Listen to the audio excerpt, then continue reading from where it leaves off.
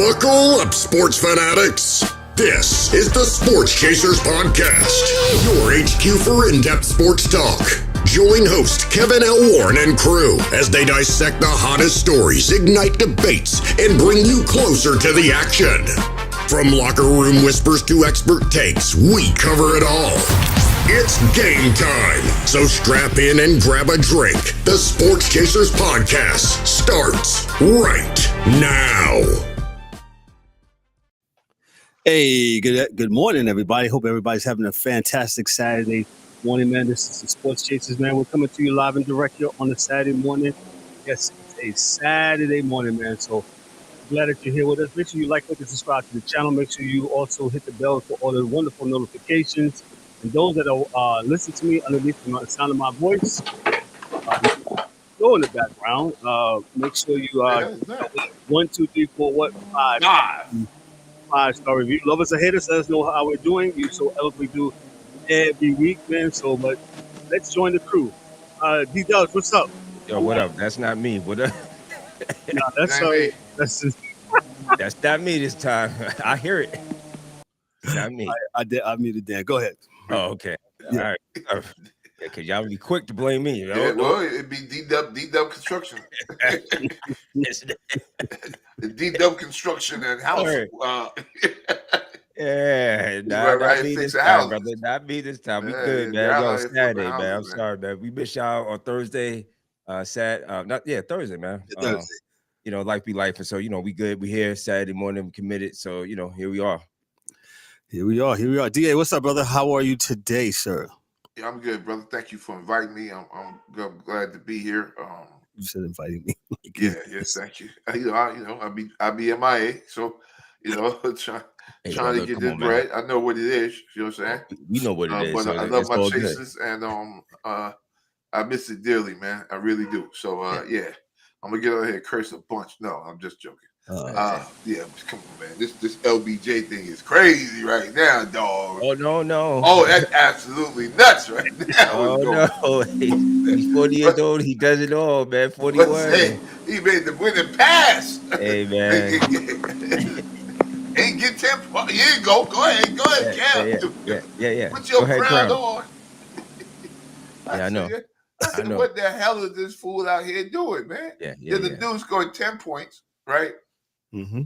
And left the game at the 10 points, right? But in the interim, while he's playing, they're down by 20 to Phoenix.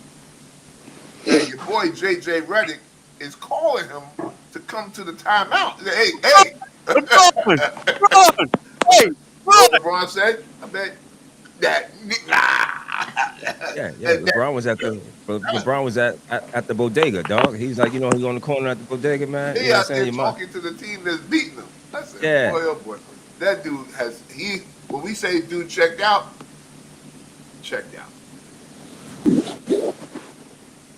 Bro. The king has checked out. So that's just funny to watch, man. Well, we'll get into it a little bit. Yo, LeBron, come here. Come here. Yeah. Go ahead, Kev.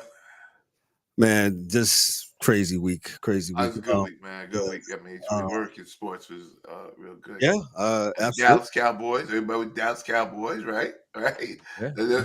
George Pickens. Fools again, huh? George Pickens. Oh boy, that was the George Pickens. Mike Tomlin. Mike Tomlin was somewhere sitting back saying, "Yeah, I told y'all. I told you, MS." Yeah. Dan can speak about that.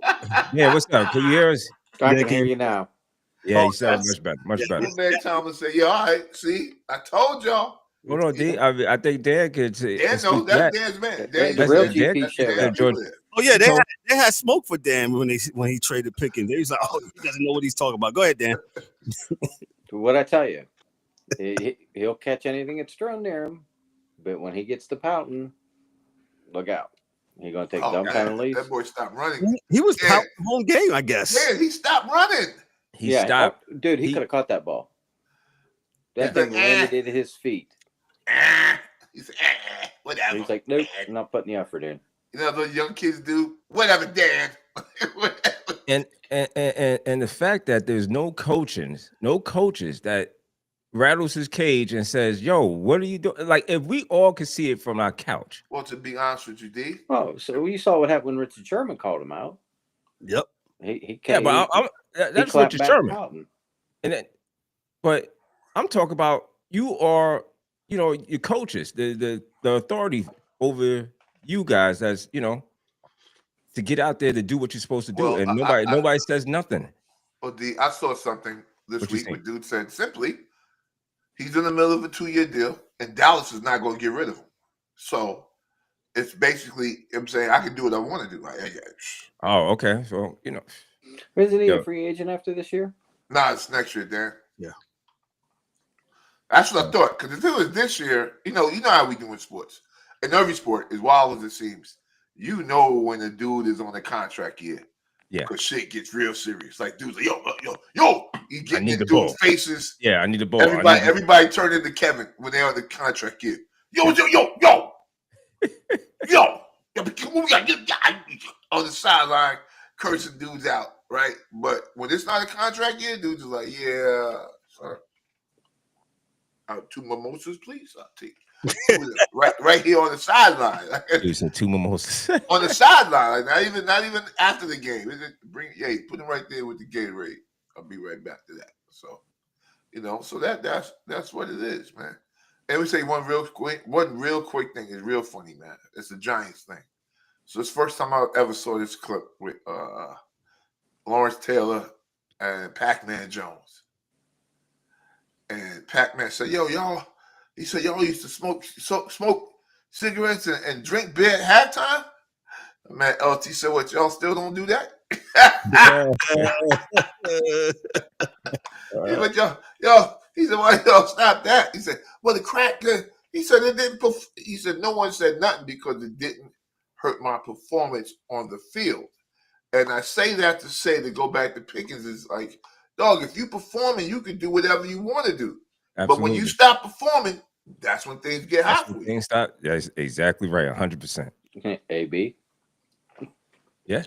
So, it's just weird, man. We didn't forget. Ryan said he'd be on shortly, man. But Chris Paul cut in the middle of the night. I would take him now. He'd be a Knick tomorrow.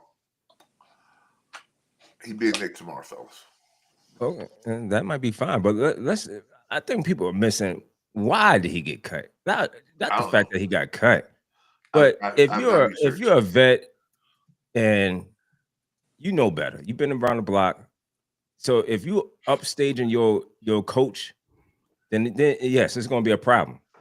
What did he do? I don't know, but you don't get. My point, you don't get cut. Yeah. A guy that just says he's going to retire, a Hall of Famer, you just don't get cut. So you have to do something in order for somebody. They just don't get rid of you just to get rid of you. Oh no, I'm not saying I disagree with you. I'm just saying. I didn't hear anything because I'd be with you. I'm sure. I'm pretty sure Chris Paul's mouth is a little bit. I'm sure not a little bit. It's been known that his mouth is reckless. So he been cursed the coach out. And I think the Clippers said, you know what? After this, we're not going to deal with this. And then they didn't say nothing bad about him. They just said them in Atlanta. They just said, come on, man. You ain't even get tickets, right? It's like, we'll be right back. All y'all, we just going to the bathroom. Y'all are going right now? Yeah, we go to the bathroom. You go to the bathroom? You go to the bathroom? One love. No, I ain't got to go back. We'll be right back. We'll be right back. And everybody got on the plane. And he was sitting there in Atlanta in the airport like, my dudes, we supposed to be, Then he finds out by a press release that. Yeah, okay, yeah. Kawhi Leonard is halfway to Michigan on the plane. He calling, hey, man, where you calling from? Michigan? Michigan? Yeah. Yeah, right. Laughing, yeah. Yo, fam. That's all I'm saying is I'm saying that this guy has a reputation. A lot of people don't really care. A lot of people mess with him. A lot of people don't. It is what it is. I don't know if I don't know if I'm going to hire him as a Knick. If I would, you know what I'm saying. I mean, I know what you're saying. I know what you're saying. I would quickly, man, because the thing is this. And we talk about this all the time when we, especially when we used to talk a little bit more. Yeah. there is not a lot of backup point guards running around the league. That's right. You look at us now, right? And we're a good team, second place, right? To Detroit. Great team, doing what we're doing, right? With what we have, hurt players in and out, so forth and so on, like any other sport, right? So we know the need, and it's been the same need. That's why we brought in Brogdon and this one and that one. They just didn't work out. But the reality is this. All we need is a backup point guard for cheap. The dude's retired, right? He don't need no money. He's rich as heck. But we could use somebody to stabilize the second union. Right? Yeah, I would take, somebody younger like Colin Sexton or I get what you're somebody saying. else. But if you don't have anything, he's a point guard that's a pass first point guard. He'll get you in your spots. And he'll set everybody else up. He'll set everybody up. Yeah. Now, defensively, he ain't no good, but I say you always keep Mitchell in the game when he's there. Like, those like twins. When Chris Paul go in, Mitchell got to be there. Yeah. You got to have that defender back there because, he's not, he can't do much. But I know Kev has a rundown, and I apologize. But we good. I would take Chris Paul. I don't think he can't play. I think for what you and Kevin said are the reasons he's not there, he might have done something. But I don't think it's based on his play. So I don't think he did anything that's, that egregious, man. And plus the NBA owes Chris Paul 3 rings. So I bring him back. Hey, Kev. We'll get into Ryan. Good morning, sir. We'll get back to Chris Paul What's up, fellas? when we do that. So let's start with the Chase's Post segment, the news of the week, and I'm just going to go right into college football. Don't do that. I'm going to do that. Two of college football's most storied programs, Texas Longhorns and Miami Hurricanes, they find themselves shockingly on the outside looking in at the 12-team playoff field taking shape. What does that say about the state of the CFP selection process? And this is from what is this from? Front Office Sports, and this is from Eric Fisher. And he says this: the latest CFP rankings ahead of conference championship weekend placed Miami number 12, Texas at 13, and both just below the projected playoff cutoff. Neither teams will play in a conference championship game, meaning they'll be competing solely for an at-large bid, making their path to the playoffs much more difficult. Miami at 10-2 has a notably win over 2-loss Notre Dame. Yes, sir. Let me say that again for those in the back. Miami 10-2 has a notable win over 2-loss Notre Dame Fighting Irish, yet still may be excluded. Texas, despite their losses, counters those defeats came to elite teams like number 1 Ohio State, number 3 Georgia. They also own wins over multiple top 10 teams like number 14 Vandy, and raising serious questions. Excuse me, let me say Vanderbilt, because the Virginia. Put some respect on the nerds. Yeah, I mean said Va-Tech one time. He must have been an alumni. I'm sorry, Va-Tech, Virginia Tech. My cousin, she said to just call him Virginia Tech, so you don't avoid that.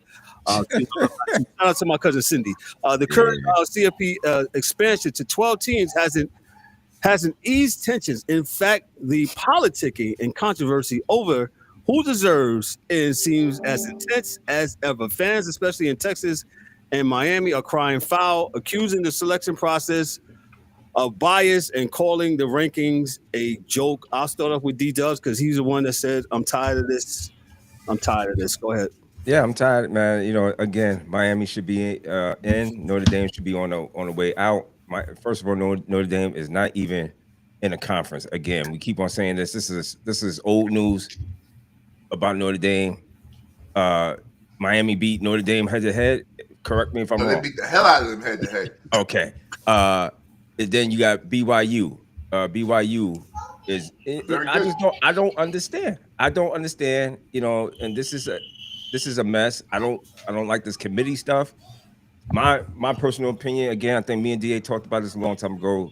Go back to the computers. We have mentioned this a long time ago, or a couple weeks, months ago, about back to the computers, something, because this is nonsense, man. I mean, I don't know what more to say other than you keep on coming, The computers. Yeah. That's it. And this is ridiculous, man. I let the DA and Ryan to speak on that, man. Yeah. Especially Ryan is closer to home. Yeah, can you guys hear me all right? Yes, yeah, sir. you good. Yeah. So the problem is going back to the computers, right? Mhm. Is that the computers don't have the eye test, right? The eye testing and of that. I got you. That was always a complaint with the. That was No one cares about that eye test. Right, but no, a lot of people care about the eye testing. The committee does, but it doesn't. That's what I'm saying. But so I understand that you have to have a human element as well and a computer element as well. But even with that being said, the computer element and the human element cannot take away from a head-to-head two teams playing each other element. That just doesn't make any sense. That's the thing, Ryan. If I may jump in real quick, that's why I say the computers, right? Mm-hmm. And this is the reason why. The eye test does this. Oh, and I've heard this. Notre Dame looks like the hotter team now. That's what the eye test does, right? The eye test doesn't remember that Miami stomped the mud hole in them in the first few weeks of the season, and then Texas A&M beat them too, right? So the two ranked teams they played, they lost to. Point blank, period. I don't know if everybody watched this, and they ain't got much to do with sports, but Cat Williams said on, what's this dude? Shannon Sharp's podcast, 2025, all the truth is going to come out. I thought he was just talking about Diddy. No, the stuff that came out was this betting and this BS NCAA, right? Because you got teams beating other ranked teams during the season, and you got a team that doesn't have a ranked win in the top 5, 6, because Notre Dame has bread. And not only that, if you want to take the other argument of compared opponents, all the Notre Dame people bragged about how they beat the hell out of Pittsburgh in Pittsburgh. Well, Miami just did it and did it even better in the cold, where they thought that Miami could not play in the cold. They went to Pittsburgh and basically just mollywopped, stomped them. But in the cold. I get what you're saying. And on top of that, right? If you want to break it down even more, when you're comparing the two teams, what quarterback are you taking? You're taking Miami's quarterback. What wide receivers are you taking? You're taking Miami's wide receivers. What defense are you taking? You're taking Miami's defense. That front four is the only thing you're taking on Notre Dame is their running backs. Their running backs are stout. But guess what? Miami shut them down in the first game. So, like I said, it's ridiculous. And also too, real quick, how the heck did Oklahoma move up when they struggled? How the hell did Alabama move up when they struggled? I know it's a rivalry game in Auburn, but Auburn is not Auburn that we know. LSU is not LSU how we know them to be. Oklahoma and Alabama both struggled to barely sneak out wins and moved up. I think that's the bias right there. Good point. I think the computer would do this the right way. RPI, and that's when we was younger. That's all we heard. When this happened, BCS was the RPI, right? So that means the computer takes into account who you played, when you played them, how much you won by, right? We don't. The computer. Now listen. Hold on. The computer doesn't say, "Oh man, Ryan had 8 catches for 105 yards." Don't care, right? Miami beat this school by this much at this point in time.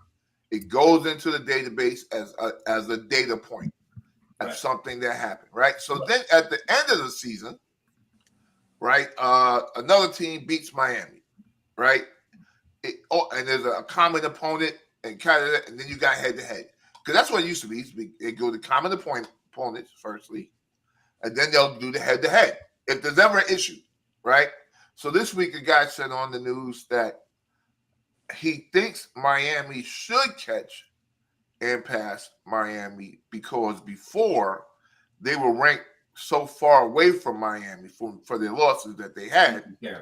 You know, so, but now they were ranked two apart now. I think one is 10, one is 12, right? So at this juncture where they're at, if I don't know, but see, the problem is this, right? If Duke wins the ACC, right? Because they're playing for the ACC championship, right? Duke and in Virginia. Duke and Virginia with 5 losses, right? But that's on the that's on the ACC. Yeah, no, but this is what I'm saying to you. The most. I got you. I'm not disagreeing with you, brother. If Duke wins, it's going to be even crazier. It's going to be even crazier because they're going to get in. The winner of a Power 5 gets in. And but that's no fault of Duke because they won all but one conference game. Yes. So if they get there and get beat by 87 points, it kind of is what it is, right? Because that's as Ryan says, that's the ACC's fault, you know. And to piggyback on what you're also talking about, right? So if BYU loses, then we might get both Notre Dame and Miami in. Yeah. If BYU loses, wins. I don't think they'll beat Texas Tech. Right. I don't think so either. But if they do, Texas Tech is not falling out. So they got great wins. Right. So now you're gonna have a mess on your hands, and then possibly if Duke wins. Now, here's the mess, though, y'all. Here's the mess. If Indiana beats Ohio State, then things is going crazy. Right? If Indiana beats Ohio State, what happens to Ohio State? How far do they drop? No, they'll still be. They should get a bye. They'll have one loss. Yeah, but they only have one ranked win. But remember when you're playing in a conference game, if it depends, it also depends how they lose. If it's a close game, they'll still get a first round bye. Because they can't be top 4 if they lose. Why not? Yes, they can. They only have one loss. Everybody else will have 2. No. Listen. For the playoffs, it's going to be the 5 champions get a bye. And I think it's only about 1 or 2 more teams that get a bye. No, they changed that. They changed it. Yeah, I still don't think. First off, and I'm gonna be straight up. It goes by the actual rankings. Right. Okay, so I've done this during the season. Both teams will still be top 4 if either one loses. Which is wrong, right? Which is wrong off the gate, right? And me and Kevin have talked about this. The Big Ten has a lot of juice because it's Midwest, a lot of money. But listen, Ohio State hasn't beaten anyone but Texas this year in a bad Michigan team. They haven't beaten anybody. Now, I'm telling you, Matt Patricia got that defense humming. They are extremely serious. Might be the best defense in the country, and they have the best wide receiver in the country, right? And the quarterback's a freshman, but he's pretty stout, right? We all know the Indiana story, right? They're a good team. They were a good team last year, a good team this year. But I think they may only have one ranked win too, and I think that was Oregon or something like that, or Penn State, somebody that's not really that relevant right now. But using the data points, okay, you had a ranked win. But neither one of those teams, if you put their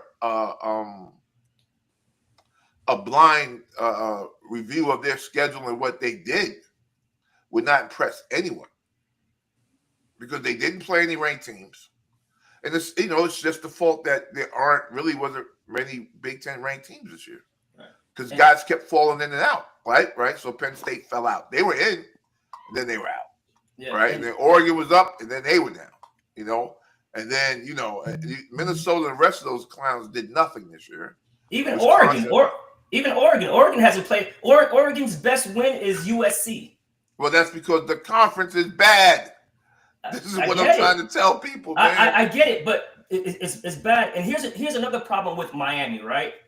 Because when Miami lost their first game, they were ranked number 2 in the nation. Remember, they were ranked number 2 in the nation, and then they fell like 8 spots. I'm like, no other team falls like that. And then when they lose to their first game? Who did they lose to? I think they lost to an unranked team. That's why it was a problem. What was it? It was I can't remember who they lost I to. think they was unranked. That's why it happened that way. I'm telling you, man. I think Alabama's the best team in the country. Period. I'm just gonna say it. Yeah, but Alabama also lost to Florida State. Yeah, that's early. Like everybody. No. else. See, but listen. It's a data point. It happened. It happened the first game. They lost. It's a data point. They lost, and it goes into the computer. Right, but here's the point. That's the whole problem with this whole mess. You can't say it was early. So now you're putting more stock in the games at the end of the season. Why the hell would any college team, good team, then even schedule against a ranked team This is what I say, right? So first off, they lost to Florida State, who wasn't ranked when they played that game. No, Florida State was ranked. What were they ranked? Florida State was it was ranked early, right? It was ranked early. Oh, so that's even better because it for Alabama, because it shows that they lost to a ranked team, and that's not bad. But see, but they're not doing that for other teams. Oh, well, you got to do it for everyone. Teams. If you're going to do it, you got to do it for everybody. Other teams. That's why the computer's there, because the computer does it automatically. You ain't got to tell the computer that this team lost, and they know it knows, and they know when they lost, they know how much they lost by, and who they lost to. The resume should be the resume, no matter when you play somebody. Oh yeah, and that's what I'm saying. This is what I'm telling you. Alabama has the best resume in the country. They beat more ranked teams this year than anybody else. They also have bad losses. Yeah, but they still beat more ranked teams. Right, but you also have 2 bad losses. So I'm kind of. Are you counting the bad losses more than the ranked team win that they went and beat Georgia, Mississippi, Vanderbilt, and Tennessee 4 weeks in a row, all ranked above top 10? I get it. No. Do you understand mathematically what that means? I understand. They beat ranked teams. Now, even if they lost, they lost to a ranked team, which is good, and they lost to another ranked team, which is good. Losing to ranked teams is not a problem because you should lose to some ranked teams. No one's going to be undefeated. The point that I make is if you don't play any ranked teams, you shouldn't be ranked that high. But that's not how the committee looks at it. Now they're looking at you lost to Florida State, who's now crap. That's fine. That's how they look at it. No, but they should be looking at it. If you're going to look at that, Ryan, and say, yeah, they lost to Florida State. I'm saying how they look at it. Yeah, but what I'm saying is they should also look at, oh, well, you know what? They did go to Georgia and beat them, and Georgia was number 3. And then the next week they went to Mississippi and beat them, and Mississippi was 5. And then they beat Vanderbilt, that was 14. And then they beat Tennessee, that was 16. You mean Mississippi or Ole Miss? Ole Miss. Okay. Miss, right. Yeah. That's yeah. So you're like, okay, so why, it shows the team is strong, because if you beat other strong competitors, then you're stronger. Yeah, you can have a loss. It happens. I just don't think one should outweigh the other. I think they weigh them the same and put them in the computer, and that is that. Right, but then you'll have the argument, right, that Alabama lost to Florida State, but Miami killed Florida State. But Miami lost two unranked teams. Let me get Dan in here for a second. Go ahead, Dan. No, I was just looking this up. Miami lost to Louisville and they lost to SMU. Mm-hmm. 2 unranked teams. SMU was ranked when they played. I don't think that's my point. Not very high. They were still ranked. During the top 25. But like I said, if we're using a computer, that matters. Where you're ranked, that matters. But if someone plays you and you're the 25th ranked team and they beat you, right? It says, okay, listen, Ryan. No, they played whoever, and they're SMU, and they were a good team, and they lost to them, and that's what I was trying to say with the Alabama SEC thing. Like, yo, you take that and say, good. You should lose to good teams, right? But they barely beat Florida State 28-22. Yeah, remember we watched that game on TV ourselves. Yeah, but they beat them. And remember, it's a rivalry game. Remember? Yeah, but it's a rivalry game. But you just said the same thing. This is why you can't be on the committee, and I love you, Ryan. Wait, hold on. No, listen to what I'm saying. You just said it's a rivalry game. No, Early in this in game, quotations. In quotations. I got your quotations. Listen to Say what with I'm me. saying. Can you please listen to what Yeah. I'm saying? And we can twin box this, right? Because you said at the beginning of this thing, Alabama barely beat Auburn. Auburn ain't what they were. You know what that is? The Iron Bowl. It's a rivalry game. That's why I put quotations. Don't matter. You got to look at them the same way. Quotations? Yeah, but you got to look at the games the same way. I'm agreeing with you. That's what that means. Okay, yeah. That's what I'm saying. Okay, good enough. Yeah, you got to look at both those games the same way, man. My point. That's my point.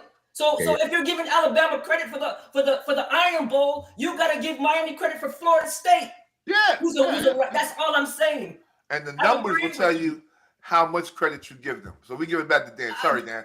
Right. So I'm agreeing with you. We're on the same page. Go ahead, Dan. Yeah, I'm just not Jump in there, Dan. Can he get it? Yeah, no, Dan. I'm sorry. I'm just not used to Ron agreeing. My head's spinning from all this. But if I saw they had a thing of the strength of schedule. Yes, sir. For I think like the top 10.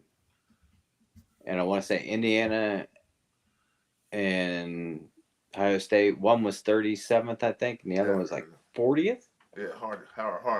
And then a boatload of SEC teams that were like very low numbers, single digits. And unfortunately for Miami, yes, they're 10-2, but they're not playing for the championship. So that's a strike against them. They should be in that game. Now, regardless of the 6-5 team making it, the way that they have it set up is you got to be whoever wins the most conference games. And it just so happens that Duke couldn't beat anybody until it became conference time. Then they couldn't lose. But in the same thing with Notre Dame, they're not in a conference. They're not playing for a championship game. And I'm not sure, is it one of the non-Power 5 champion gets in too? It's either JMU, right? Or I know they were good. It was Tulane or the other one. Tulane. And there's another team that if Tulane lost, they would get in. I forgot who they were. But yeah, so Notre Dame might not make it. One of those teams may take their spot because they won their championship.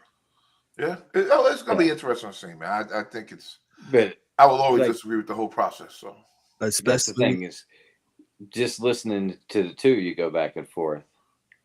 That's why the human element needs to go. Facts. Because it's too much of, well, they beat them and they did this and this, that happened then and da-da-da-da-da-da-da-da. Doesn't matter. You look at it, I think one of those SC teams won 7 ranked games. And it might have been Alabama. But that's the most there ever has been in college football in probably the last 25 years, 30 years. So that being said, they may be a 3-loss team if they lose to Georgia. Yep. And the wild thing is, Dan, they stay in. Yeah, they probably shouldn't. I guess 3. But here's the thing: they made the championship game. Yeah, they're losing to a top 5 team. Yeah, I don't think the championship game should punish the loser. If like Indiana, Ohio State, they're both undefeated. It depends how you lose. They both should get a bye. It depends how you lose. No, I agree with that because they're both undefeated. They'll have one of them's going to have 1 loss. So you can't compare a 1-loss Indiana or Ohio team but if you look at strength to a of 3-loss schedule, Alabama team. But if you look at strength of schedule, those SEC teams have way better strength of schedule. That's every even year. Though they lost 2. That's every year. And that's how Alabama got in over Florida State when they were undefeated. They put the loophole in because Jordan Travis was hurt. But that was wrong. But that was wrong. But I'm just saying that I know Alabama has worked to put in a cheat code, and their cheat code is that my conference will have more great teams than everybody else. So we're always going to have strength of schedule, right? And I think that was done to ensure that when they were using the computers, Dan, more, and before this, that we would always have some teams in the championship because we're always going to have RPI. Somebody in my conference will always have RPI. always, right? Because I can't remember the year when the Big Ten had. I think Minnesota was a good team one year at Minnesota, right? So it was Minnesota, Michigan, Ohio State, and back then Indiana was dog trash. I can't remember the other team, but I think that might have been the only year I can remember when, the Big Ten had like a bunch of teams, the depth, right? And we assume that they would have the depth now, but what happened is the California teams are hot garbage.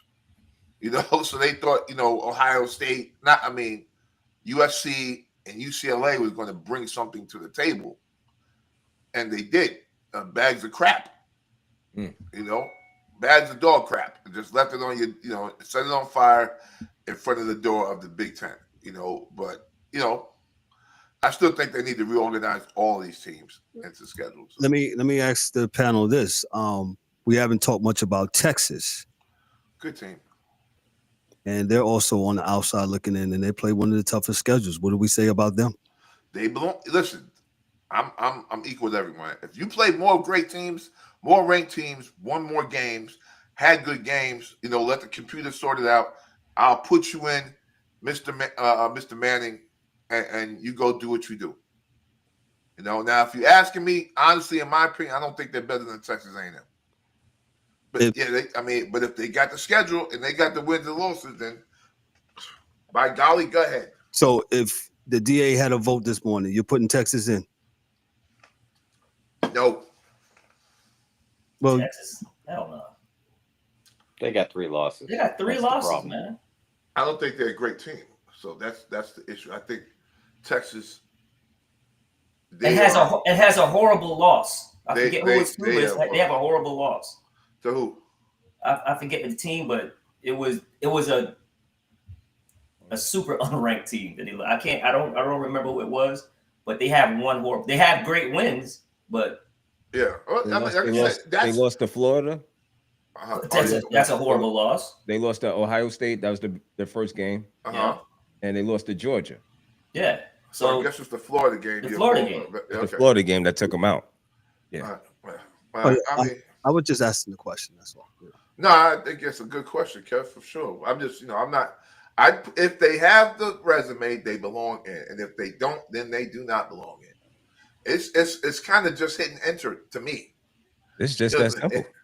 The thing is with the strength of schedule, if you're tied with somebody, the strength of schedule is always going to be unless you play them head to head. The strength of schedule is always going to be like a tiebreaker of some sort. But if you have, or even if you're, like you said, DA and Kev, even if you're like one loss, you have one more loss more than them, the strength of schedule can even you out a little bit, even though you have more losses. But, I just think they don't. But to get in with 3 is going to be hard. Go ahead, Dan. I'm sorry. No, I just had a thought. Isn't Alabama and Georgia 10-2? Yeah. Mm-hmm. Georgia's 10-1. No, right? 10-2. 10-2. They lost 2 games.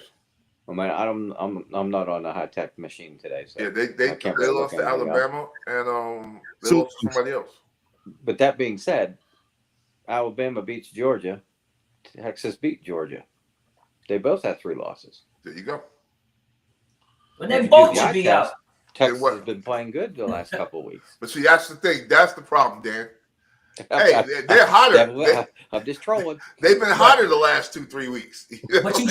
But you just said, Dan, you playing in the conference championship shouldn't penalize you. Exactly, but that's what I'm saying though. Yeah. When you look at some of these other 10-2 teams that are playing for championships or won their championships that weren't in a Power 5 school, I mean, they should get in.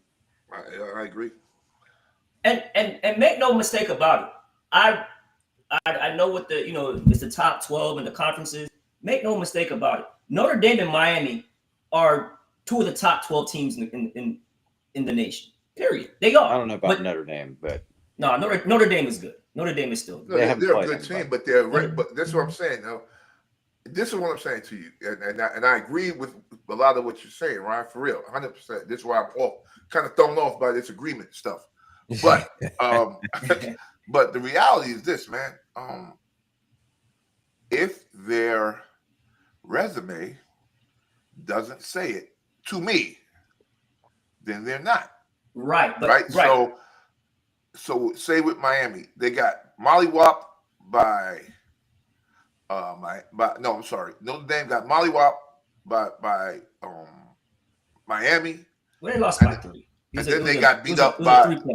Then they got beat up by Texas A&M.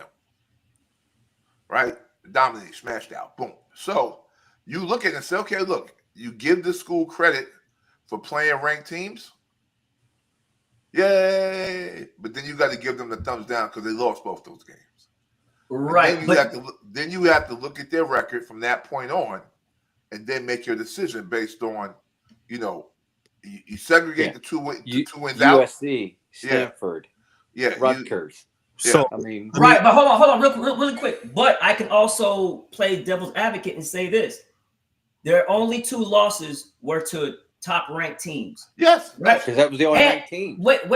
Right, and all their wins, right? All their wins has, even though it's a weak schedule, they blew everybody out.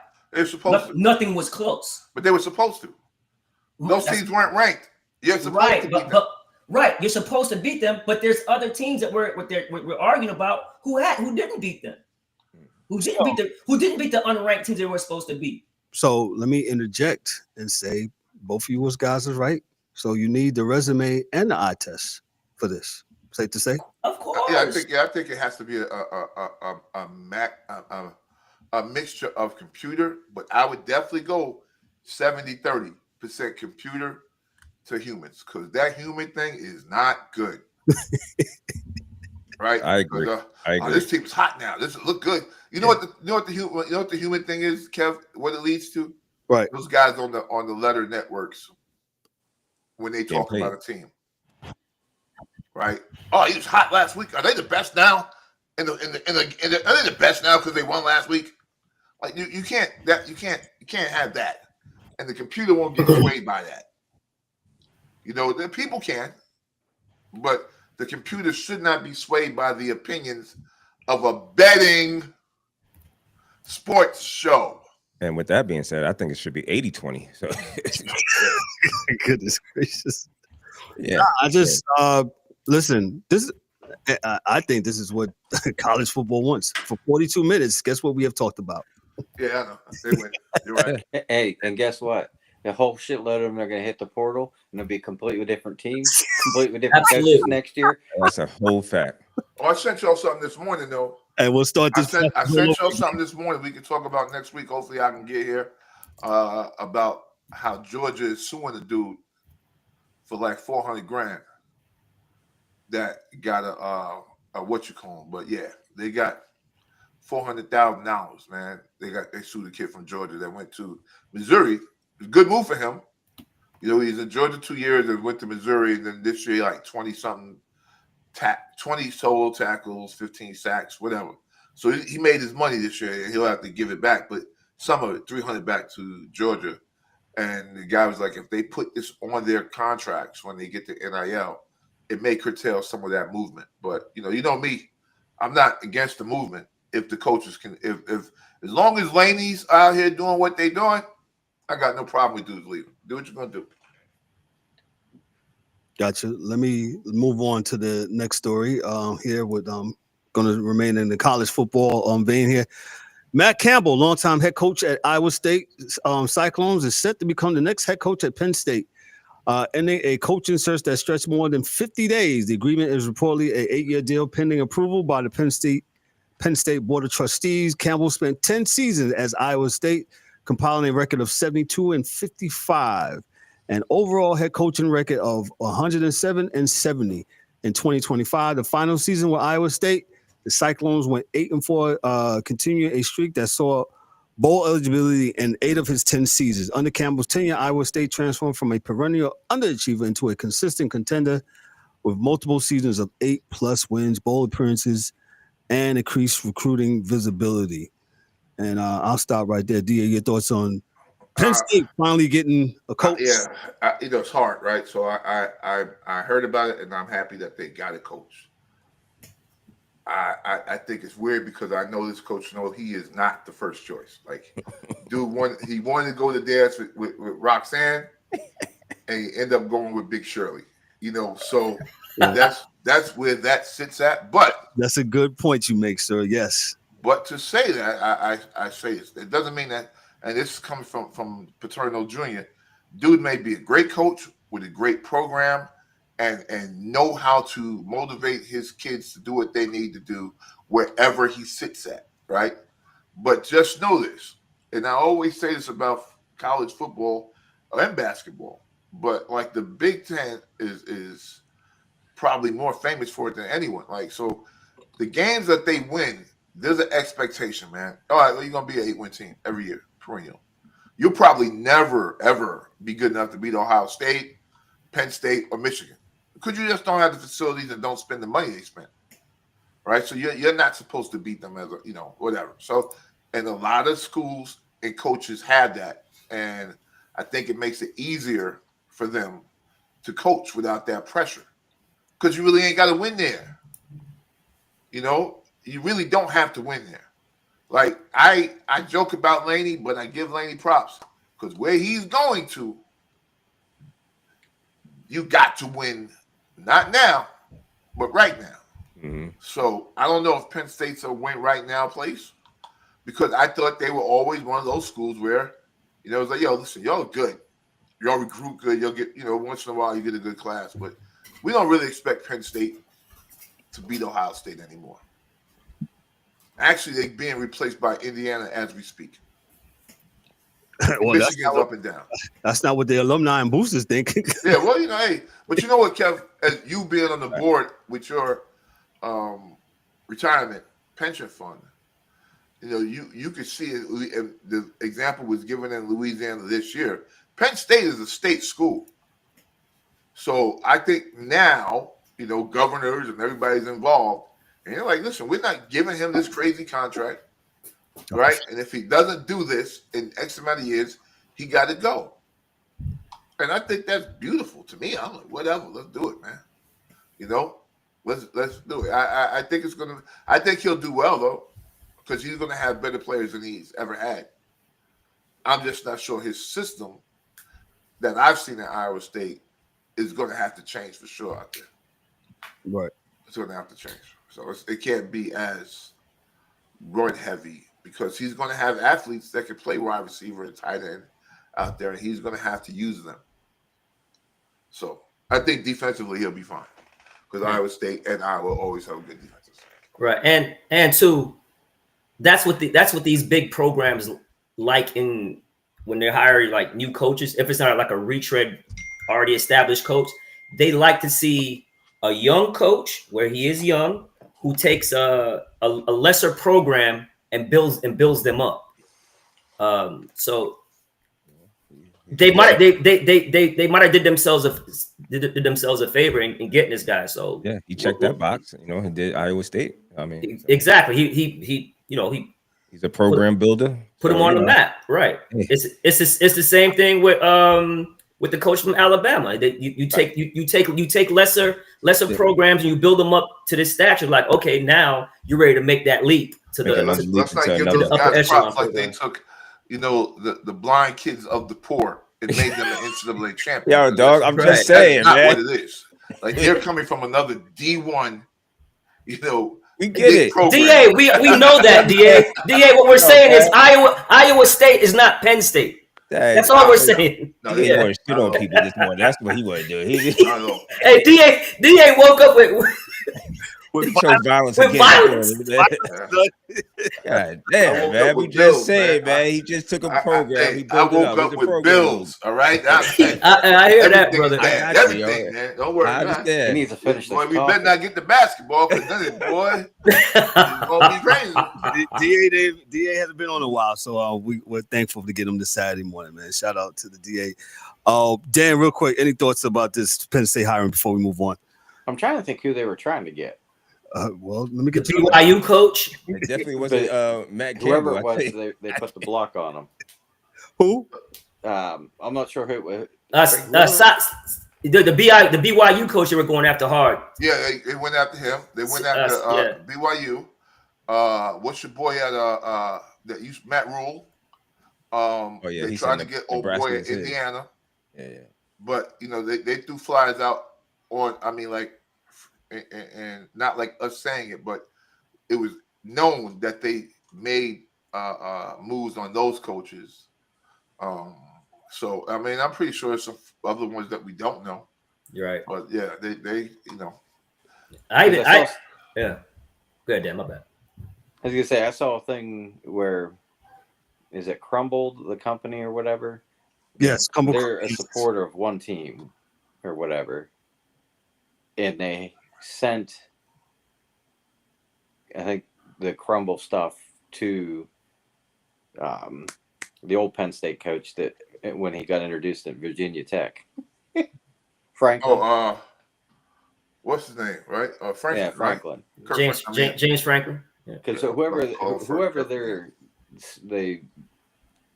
they sponsor or alumni of their coach, that I think they kind of paid him more money to stay, and that's when they end up taking the guy from Iowa State. But like, even like Indiana, man, these coaches, they're getting 4-star, maybe mostly 3 stars recruits. Doing good with them. And they're developing them, so they can coach. Oh yeah, so that's they also went after from reports they're saying Brian Dable was on that list. Clark Lee from Vanderbilt. Big Ben threw a Tomlin on that list. Yes, he did yesterday. Yeah. Wow. Yeah. Tom. Yeah, he did. Yeah, he did. Jeff Brom from Louisville. Yeah. Mike Elko from Texas A&M. Yeah, so it was Texas A&M got more money than Penn State, so I don't know why you thought that was gonna happen. So. Yeah, well, that was their list. There's their final, their list of key candidates. So, Matt Campbell is it. I sent program builder. I read and I sent this to you guys that what was the crazy? There's an agent that has like a lot of coaches under him. And Franklin is one of his guys. And he was so upset with Penn State for firing Franklin that he held, I think, 20 of his guys from even talking to Penn State. So yeah, high school girls' bathroom shit happens all over the world, I guess. Yeah, politics as usual. That's what I was saying. Yeah. Awesome, man. Awesome. We spent a lot on college football. Some of the other stuff, I guess we'll get back to next Thursday. Let's move on to the ice cold facts featuring A&K, the hockey dude, man. We're gonna have some openings coming up soon for both Ryan and Dan. We're gonna make it look really good, man. So with the intro music, man, we're working on that, man. So Dan, what you got for us for the National Hockey League? What's going on the ice? I'm just deciding if I need to give you last rites here. Because you got about a half an hour before the onslaught comes on from the Avalanche. Go ahead, man. And you're playing at home, so that's not good. Yeah, because we suck at home. The Rangers don't win at horrible, home. Man. They are absolute dog water at home. 3-8-1. Listen, Frank Water. But you're 12-4-1 on the road. So Frank Water. Frank hot dog Frank Water. Hey man, they closed Papaya, man. Ain't no I know, man. I heard about that. Yeah. I'm sorry, I'm going off on that. Yeah, they closed Papaya hot dogs, man, in New York City, man. I'm mad. You guys don't know how many girls, boy. I used to bring there like it was a big time date, like I was spending crazy. Just saying, we walk up. Yeah. And we going to burn the embers right around the corner. No, we going to Papaya right here. 47. That's what we going. We gonna get these 57 francs, and you gonna be good with it. That's what we're going to do. Flame the embers is right around the corner. Oh man, steak ain't good for you. Eat a hot dog. Yeah, was it Blarney Stone or that? Yeah, Blarney Stone, please. Eat a hot dog. Go get this Frank. Yeah, right here, man. Go ahead, Go ahead, Dan. Sorry about that. I had to go. Yeah, we're good. No, but just the The Rangers are playing the Avalanche, and that's who I got as the top dog right now. They've only lost twice in 27 games. Colorado. And the Islanders beat them. What was it, 6-3? I think yesterday. But the Islanders are playing well, and they've been playing better recently. They won 2 in a row. But like even the McKinnon said he can't spot them 4 goals and expect to win. True. And then the second team I got is the Dallas Stars with also 19 wins, but they played 2 more games. They got 43 points. Like the West is the hot, like especially the Central. Like Colorado's 8-1-1, Dallas 7-1-2, and then you got Minnesota 8-1-1. And I would put them as probably the third team. And then Tampa, we were talking about them. What was it? Yep. Toronto, when at the earliest season when they were down a little bit in the standings. Tampa found something because they're top of the Atlantic with 16 wins, 34 points. They're 7-3-0 in their last 10, and I just so happened to watch the third loss in the last 10 the other night when they played the Penguins, and it was a really good game. And Penguins got up 3-0, and then they went to intermission, and it's like the battery started to die on the controller. and they just started doing dumb shit. Yeah. Like, man, you're crazy, man. No, I'm telling you. What is wrong with you, man? Like, you are nuts. Like, Malkin came out, and he was flying. He was playing great, but back check and everything else. Get to the second period, that controller started, battery went, and then all of a sudden it's no look backhand. It started blinking. The defensive zone right to the other team. I'm like, what are we doing? And he got beat on a pinch on the power play, and they got a breakaway. But Tampa, they came back hard, and they ended up tying the game. And then Malkin again, he made a good play at the blue line on a flip pass to the old Larry Murphy dump into the blue. They dumped it in the Tampa zone at the top of the blue line, and he got a piece of it with his leg dead in the puck. The Penguins picked it up. They passed it to him in the corner one time, boom, 4-3. And then it was the last minute of the game, they pulled the goaltender, Tampa did, and I didn't even see it happen, but the puck went in the far corner, and it started going up in the boards in the air, and then all of a sudden it was back on the ice, and then it was boom, boom, boom, over to Kucherov, and he absolutely ripped one short side top shelf, and I'm like, shit, 4-4 and like 20 seconds left. I guess we're going to overtime. But after replay, that from Toronto, Hagel, the puck was coming at his face, so he put his hand up so he didn't get hit. Boom, hit his glove straight down to the ice. His teammates the one that grabbed it, so they called it back on a hand pass. And I know John Cooper was livid. Wow. Like the spirit of the rule, so to speak. You can't deliberately do it, but when you're going to protect yourself, I mean, camera don't lie. Yeah, anytime you hit it with your glove and it goes to your teammate in the offense's end, they're blowing the whistle. Camera don't lie. Doesn't matter if the puck's coming at your face, your nuts, or wherever else. You can't do it. In the sky. Boston is right behind them. With 32 points. They've been playing really well. They're 5-5 in their last 10. But considering all the people like Pasternak's been hurt, McAvoy broke his jaw, he's been out. So they've got a lot of different people in the lineup. And shout out to Morgan Geekie, the former Charlotte Checker. I think he's leading their team with 21 goals already. Wow. And they only played 29 games. So he's in fuego, as they used to say. In fuego. Hey, Dan, question. Yeah. The world champions, man, they lost 4. What's going on?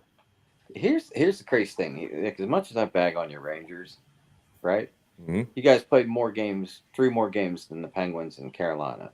Right. But you played the same amount of games as Washington. Even Philly, you're 3 behind them.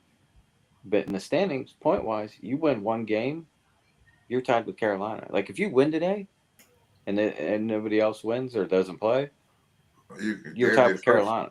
Yeah. Mm-hmm. You're third, right? Somewhere around third place. Yeah. So they're like 32 points you guys got. 32 You're points. 1 point ahead of Columbus for the bottom. And then you got Jersey above you, then the Islanders, Philly, Pittsburgh. They all got 33. So like I said, you guys played more games. 3 games, 3 wins, 6 points. We're still in the game. Yeah, but you got to win the game. So win the game. Right. So all hope is not lost yet. And then, like I said, we're what? A little over a third of the way of the season. In Florida, they only got 26 points. Well, I think that's what D Dubs was asking, man. That's what I'm saying. Yeah. Getting to that, but their situation's a little dire compared to that because Toronto's above them with 29. Yeah. Ottawa's got 30. Mm-hmm. Surprise! Yeah. Detroit's got 31. So does Montreal. Woohoo! And then you got Boston at 32. So they're more like 5 points behind. Yeah, right now. Well, to get into that spot. So how many more games did the Panthers play than the Lightning? They played less.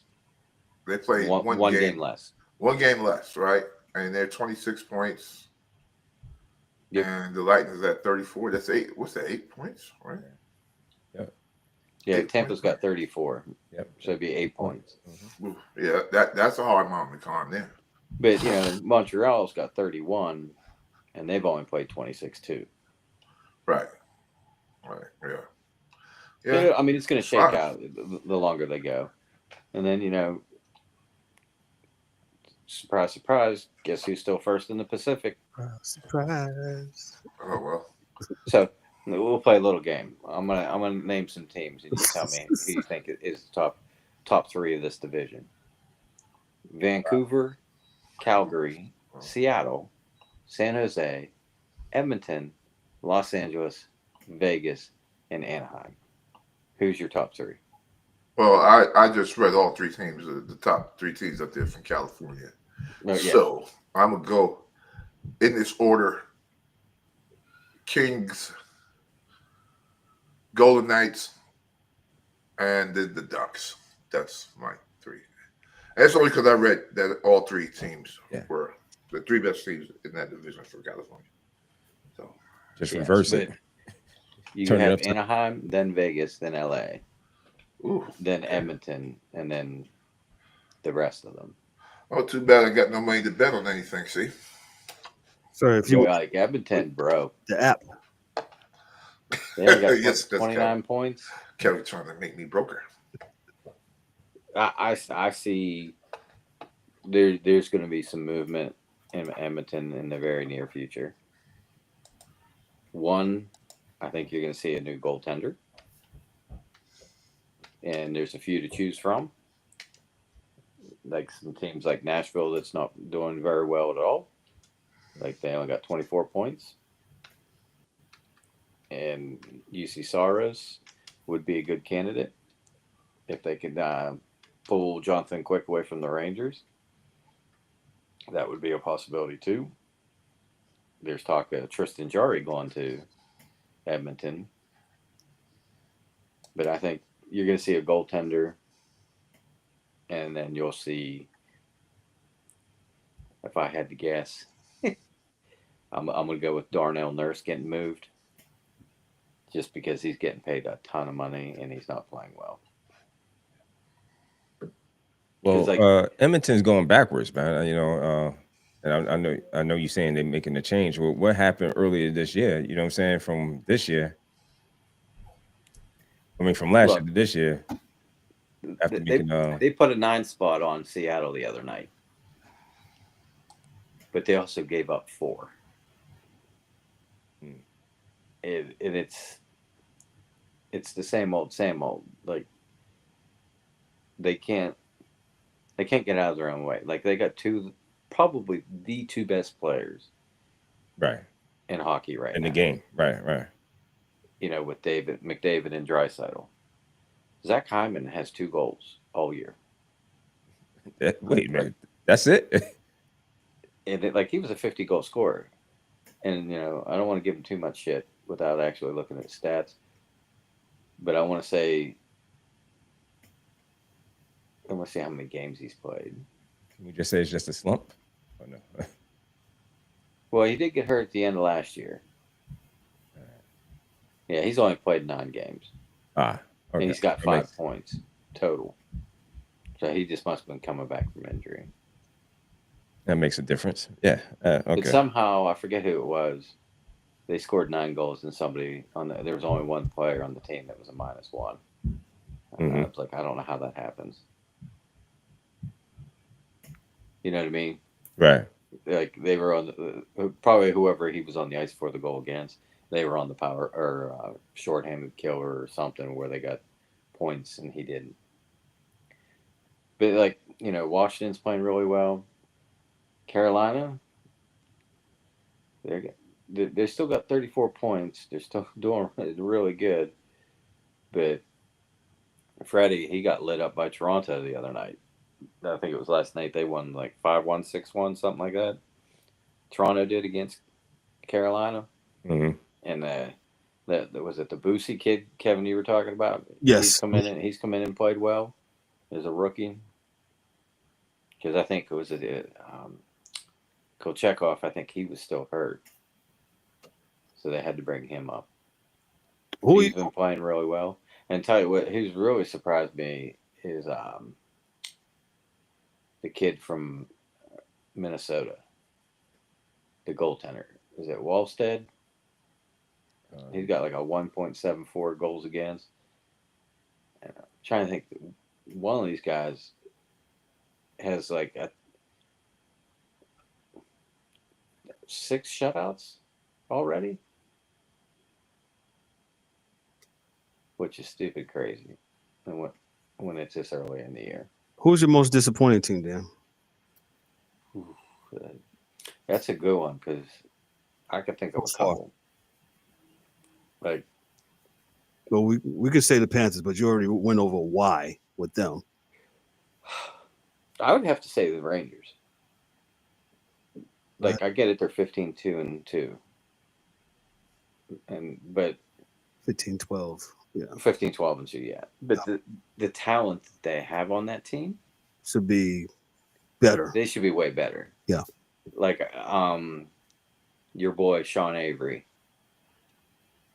I saw a video that he did, and it was basically he was breaking down a play.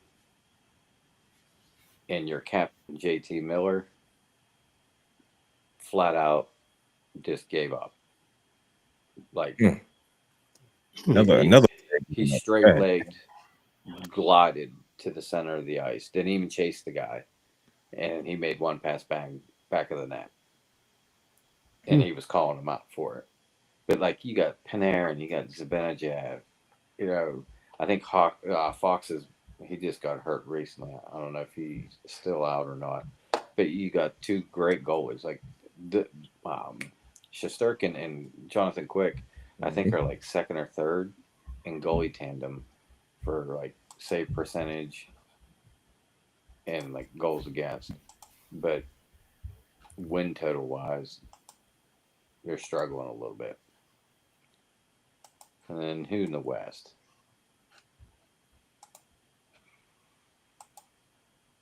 Winnipeg, I can give them kind of a pass because they're starting goaler Hunter Hellebuck. He's been out. And I think he's out 6 to 8 weeks. Who was a bad dude in the playoffs last year? Oh, he's a hell of a goalie. Yeah. And then Vancouver too. They got a mess going on there. And you know who's playing there now? Mr. Vander Kane. So he's got the drama bus following him around. Boy, that's where he wanted to go. Yeah, Vander Kane? St. Louis is. I like Vander Kane. St. Louis, they've been kind of a disappointment too. Right. But kudos to Chicago. They're middle of the pack. Utah, aka Arizona, is just above them. And San Jose's tied point wise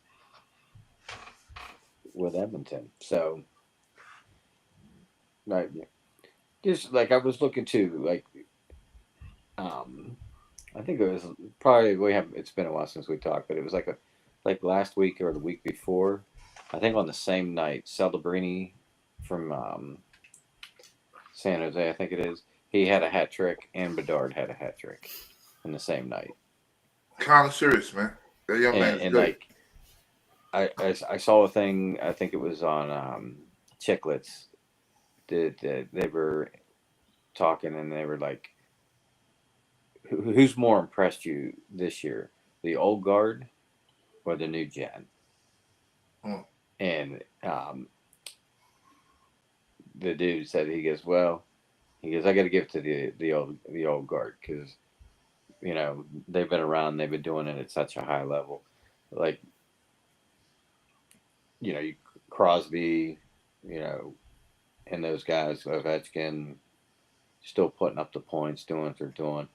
But, you know, like, to me, it's kind of a nice seeing, like, scoring leaders. You got McKinnon, you got McDavid, and then you got Celebrini and Bedard, and Rantanen is fifth.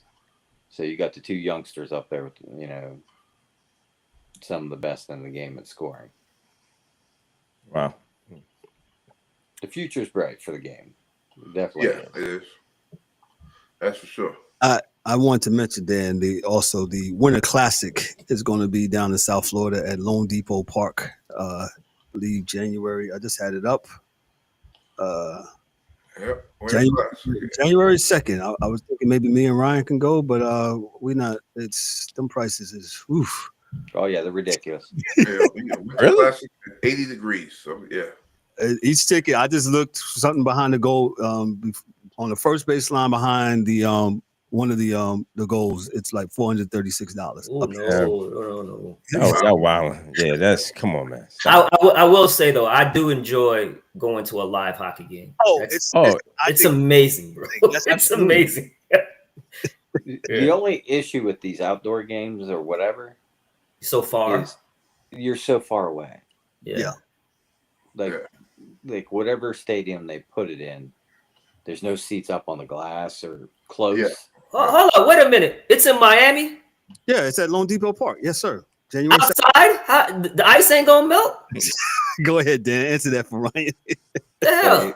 They got chillers and everything else, man. Okay. Now it'll get chippy fast. Yeah. But what they'll end up doing is after the first 10 minutes. Oh, they'll put the ice machine. They'll come out and shovel everything. Oh, okay. Gotcha. Clean It doesn't even sound right. The Winter Classic in Miami. Oh, they have one in LA. Yeah, do they? Oh, nice. But speaking of games like that, I don't know if you saw the Olympics. They were making a big hubbub. Yes. They're what, in Italy this year? Yes. Or next year, 2026? 2026. After the new year. But in the Alps, right? Somewhere like that. So an NHL rink is 200 by 85, I think. Yes, they made it wrong. And they made it 196 by 85. that math. Huh? Hey, somebody at that meeting. That math. That's just NHL rink. Olympic ice is bigger than that. Yeah, that's what I thought. Forget how big it is. But I remember I took Maddie when she played for the girls traveling team. We played, what was it, York, I think it was. And they had 3 rinks, 2 regular, and then they had an Olympic size rink. Right. And mind you, Maddie was at the sides that you could see the top of their heads at the top of the boards. So you couldn't really see faces if they were running down the boards near to you. You just saw the top of the helmet go by. But this is like the amount of distance that they had to skate at that age, I felt terrible for them because it was forever. But they didn't even make it that big. They didn't even make it big enough for an NHL rink.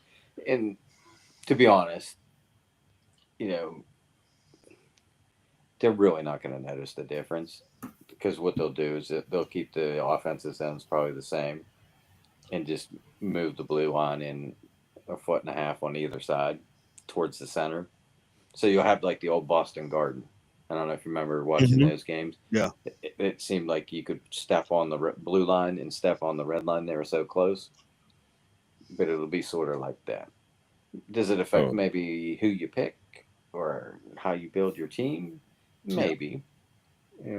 Maybe you get some, Tom Wilson type guys that are bruisers and go in the corners and get the pucks. So I'm assuming it's the width of it, because it's what, 200, 200 by 100, 200 by 80, 85 by. Yeah, that's the NHL rink, and the Olympic IFL rules is like 225, something like that. No, it's 197 feet by 98 feet. So you're right. It's wider than longer. Yeah, it's wider. Correct. Wider. But they're behind schedule anyway. Again, I know our good friend Biz Nasty, this and that, said the other night, like, if they can't get it right, they should just play all the games here in the States. Well, for the Italian Olympics. I mean, they can't get it right? So they're not going to do it. So. But it's 8 minutes till D-Day for your boys. Rangers and I don't want to be a Colorado, but they lost to the Islanders yesterday. They're going to be pissed. So good game. So you might get a pissed off Avalanche team coming at you. And then you got, like, later tonight, you got the Bruins and the Devils. That should be a good game. The Islanders and the Lightning, another good game. Hurricanes should beat the Predators. And then you got the Blackhawks and the Kings, and then the Red Wings and the Kraken. Got you. Not a bad day of hockey. Anything else, Dan, before we move on, sir? Thank you, sir. Oh, well. Dan, we missed you, Dan. But as you were saying, there's tickets for that. Yeah, me and Maddie, we're looking at tickets for Tuesday night's game against the Ducks here. That's right. You're going to the Ducks game, and I think we found a row down in the lower bowl behind the goal to shoot twice at. So, we should have some good seats. I thought it was going to be nice. I was like, man, maybe these tickets are affordable. I said, maybe me and Ryan got nothing going on. Ryan will go, but not for $500. Hell no. Man, I ain't gonna. I'm not going to see my Rockets for $500. Trying to tell you, I'll even stream it. He tried to get me down here for the Knicks to come down. I was like, oh no. Like going to Fenway and watching a game, cool. Some of these other venues, Wrigley and stuff like that, that would probably be cool. But I'm going to sit on my couch and watch that game at home. You know what I mean? Even if I lived where you lived. Because I'm not going to pay $500 to watch my phone to see what the puck is. We could try one other way, Ryan. We'll try the media way. I'll see if one never knows. Yeah, that's always good. Yeah. We've got press passes to 2 events before, so we'll see. Hey, just gotta get your Sports Chasers gear up. That's all. Yeah, get Sports Chasers gear, no doubt. Dan, anything else? I'm sorry, Dan. No, you're good. That's it. We'll see how tonight goes. For, the games, and like I said, it's going to start ramping up now, where teams are figuring out, like I said, like Edmonton, like they know they need goalie help. Yep. Go get it. McDavid didn't sign that long-term, 7-year contract or 8-year contract that he could have. He took that couple-year bridge contract. Makes sense. If they don't make the playoffs this year after winning it 2 years in a row, out of here. You may see a maple leaf on the front of his jersey. Shesterkin is in goal today. They just put it out there about 5 minutes ago. He was on the IR. He will be starting today in goal against the Avalanche. Yo, McKinnon, 5-on-5. He's been on for, I think, they've scored 39 goals 5-on-5 when he's on the ice. And I think he's only been on for like 5 or 6. He's like plus 27 or something like that. Wow, it's ridiculous. No doubt. He is Dan K, the hockey dude. Like I said, we're gonna be having some intro music and outro music for I ain't got nothing now. Thank you, Dan. We appreciate you. I can do this for Dan though. Hold on, I could.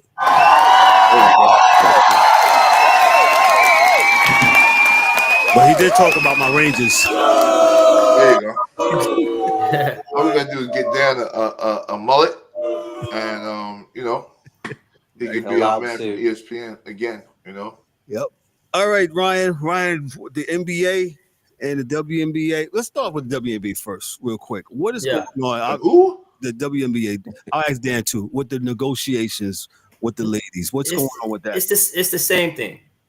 Nothing's going on. They're just extending the deadline, so there's not a holdout, and they're not budging on the geez, I lost my train of thought. They're not budging on they're not worrying about what they make yearly or whatever that it's the whole damn, what's the damn word? Oh, Jesus Christ. The average salary? No, the men, all the revenue. Yeah, the revenue sharing. Thank you, Dan. Appreciate you. Yeah, it's all about revenue sharing. It's not about getting more money annually. It's just the revenue sharing. Because remember, like how we always complained that they're getting basically zero for revenue sharing. And all they want is a little bit of it. And that's all it is. So nothing's going on. But technically, they get more revenue sharing than the NBA. No way, Dan. What are you talking about? Hear me out. Hear me out. I heard this broke down. That like 40-some or 50% of the W is owned by the NBA. So the money that they make, they get back. And then the actual teams that have outside ownership, that's where the revenue comes from. So the 9% that they were getting was more money than what the NBA guys were getting back. No. Well, so remember, the revenue sharing is just between the league and the players. It has nothing to do with the NBA. That's what I'm saying. It's just what the league money goes to the owners from the NBA that own those teams first. But not all of the NBA teams owns all these franchises. That's what I was saying. It's like 50%. Yeah. So it's but it has nothing to do with the revenue share. So does that mean that they are only looking for the revenue of 50% of the whole? No, they don't want 50%. No. They get like 9% now, but they want the more. pie. The pie that's left for them to get revenue out of is only 50%. Yeah. Okay. So it's not. It could be a higher percent but less money. Okay. Yeah. I mean, basically the revenue sharing, like so for instance, right? NBA players and the league and the owners, they split 50%. They know they're not getting. They don't even want that. They're like at like 51-49. Yeah. 51-49.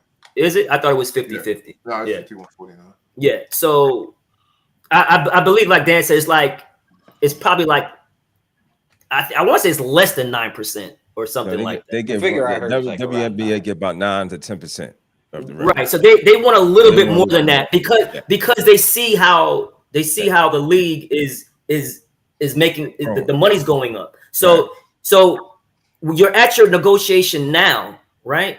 You have to make the deal now because if you get locked in while the league is taking off, you're not going to see none of that money.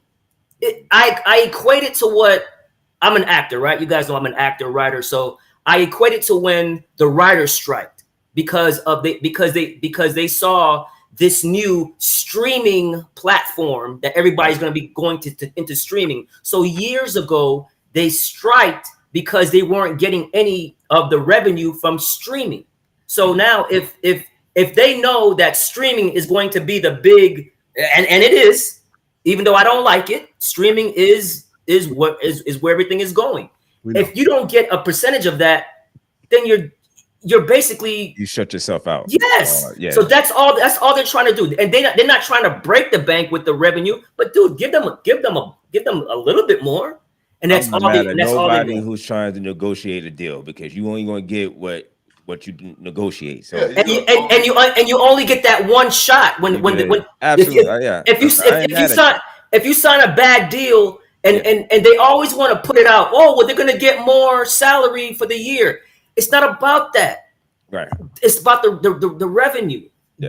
Yes, they are happy that they're going to make more of a max, and the salary cap is going to go up. They love that, but they also got to protect themselves with the revenue sharing. That's all it is. Oh yeah, for sure. Yeah, That's all it is. And like I said, you only get this one shot to make a good deal, because if you sign a deal for 10 years and now you see the elevation of the league because of Caitlin Clark and all these other players coming in, you have to strike now. If you don't do it now, because God forbid something happens to the star players. I don't expect this to happen, but the league just, like DA says, what if the league just starts to fail? You know what I'm saying? In the next 10 years. But at least you could secure the bag. You secure the bag while it's hot, and you have to do that. That's just good. That's just good business. That's all. That's it. That's all it is. And that's all it is. That's all I ever complained about. From what I've been seeing on this, it's an absolute shit show. Because why so, Dan? What happened? Tell what you really feel about it. Tell us, Dan. No, it's just neither one of these sides trust the other. No, well, you're not supposed to, because let's put it this way: if the two of them are standing at a bus stop, Players and Engelbert, they're both going to try to shove each other under that bus. God damn. Because they don't trust each other. Impress reverse. So, they extended it to January 9th, right? So the counter proposal that the league sent back, and it's oddly, wild, what the parameters that. So no more team housing. Wow. So they're not going to give the stipends for the housing. Yeah, well, they're professionals. They're also going to start the year earlier in March. Okay. Which that affects. How's that going? I call it Plan B, but it's Project B. And then you got Dan. The other one. Hold on, stop. Was it hold it, stop. Same stop. time? Stop. Stop. Yeah, this dude. It's time for hold on. We're not going to just gloss over that, right? We go. Yes, thank you. What my man Kevin Hart said. Wait a minute. Wait a minute. It's the backup league, right? Okay, so, here we go. So, but to try to secure their players not being able to play or not allow them to play in those leagues, they want to start the season earlier. But then that affects your draft. Canceled. That affects you're going to have the kids still in college playing in the March Madness. Yeah. Okay, we got to work a few more years. You're going to draft them like after the first 2 weeks of the season. Wait, you said they want to start the league? They want to start the season in March? Yes, they want to start the league year earlier. But you said March earlier or March? Which one? Like I believe in March. Yeah, it's impossible. That's to be crazy because that's going to affect the whole. It's impossible. You still got people. You still got people playing. I don't think it's March. No, they know that. Uh-huh. Oh, but maybe that's just the financial fiscal year with the other leagues still playing. The off-season leagues. Yeah. So they want to start the league year earlier, whether that's training camp early. And then maybe they don't start play until like April 1st week or April 2nd week of April, but they want to move it up the league year. I got it pulled up here for you, Dan. It says here the WNBA is proposing an early season start with training camps potentially beginning as early as mid-March as part of the ongoing CBA negotiations. A shift from the usual late April start to expand the season, but creating conflicts with the NCAA tournament and other players leagues like Unrivaled and Project B. This move aims to extend the league's footprint, but raises issues with player availability and potential clashes with existing commitments. Blah, blah. Oh, yeah, because a lot of the women in WNBA play overseas somewhere. Right. Yeah. They still play overseas. Yeah. Yeah, man. But hold on. If we talking about business, what concern is that of me? Like, why do I care about Unrivaled and the rest of it? Oh, yeah, no, you're right. Because a lot of people, because they make more money there. But what I'm saying is that might be true. But if you're saying that you love the WNBA and all this other stuff, and I mean, Yeah, you also love you also love your money too. I get it. I understand that, but you want to play in the WNBA, you can't have it. You can't have it both ways now. Well, you can. I mean, you got to find out what's more important to you. So if the WNBA decides, we're gonna move it up, we do this, da da da da. You know what? If you give them more revenue sharing, they wouldn't have to do it, and that cures everything. Well, I guess that's why they'll be at the table. That's why they're at the table. Warren. I guess you be at the table, right? And that's what they're doing. That's what this is about. You know what I'm saying? So negotiations, as Ryan says, Ryan's been through this process. Me and D-Dell's been through this process of going through negotiations and CBAs and stuff like that. It's give and take, and like Ryan just said, you give something, you got to give something back. And that's all this is when it goes to that. Go ahead.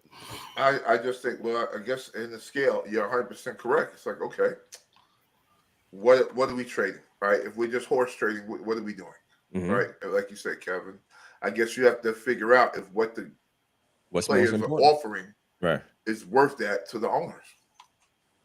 That's all. And it's just math, fellas. It's just math. So. And I will say this.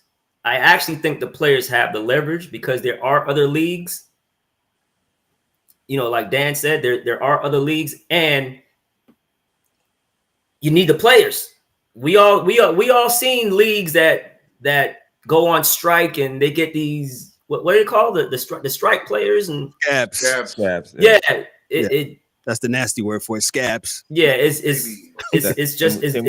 just won't work. It just won't work. So we'll see what happens. I've never been a scab. A deal's gonna get done. I believe so. Happen, you know what I'm saying? The players are not gonna get the revenue sharing that they want, but they're gonna get a little bit more, and they're gonna get an increase, and they'll get a league done. They'll get a deal done. Will 10% or 15% do it for them? The actual numbers, I don't know exactly. I don't know what the actual revenue share numbers. That's kind of been like a secret, you know. Right. You know, they don't want, they don't, So I know it's not like 5%, 50% or like that. No, you're not. No, they're not. They're not saying that, right? And that's what I'm saying. Anywhere, I mean, if they're doing 10% now, they got 10% now. Anywhere from 5%. 9%. Yeah. Well, hey, look at it this way: if it's 9 or whatever, bump it to 20. That's what I'm saying. Sign a 3-year agreement for the CBA. 2 years with the option to opt out after 2 years. And then they can go back, and then once they see if this stuff's working for both sides, it's a good point. Then they can say, okay, hey, we put up the numbers, we brought the money in. Now we want more shares. That's what I was saying. Salaries. It may not be to sign a long-term deal. That's what I'm saying. Don't do a long-term one. Do it like a short-term. A 3 to 5 year deal. Opt out after 2. Yeah. Gotcha. Anything else with the WNBA, Ryan? No, I said, it was like I said. There's basically no change. It's just a stalemate. They're just extending the deadline, so there's no strike, which is good. That's a good thing. Yeah, they're talking. That's a good thing. Yeah. All right, let's go to the NBA. Let's first get to the first thing I wanted to talk about. Chris Paul, man. So the Clippers dismissed Chris Paul, I guess, in the middle of the night. What's your thoughts and your take on Chris Paul? Go ahead. Okay. So we all know, right? We all know that Chris Paul personality is a very strong personality. Very strong. Hold on.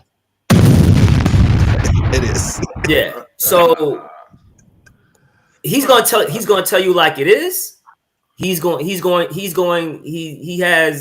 you know, he's a point guard, so he that's just his mentality. He's going to tell Lou is the coach, right? Over there. Yeah, he's going and he's going to give his opinion, whether you like it or you don't. Yeah, but here's the thing: you can get away with that when you're the star. He's no longer the star.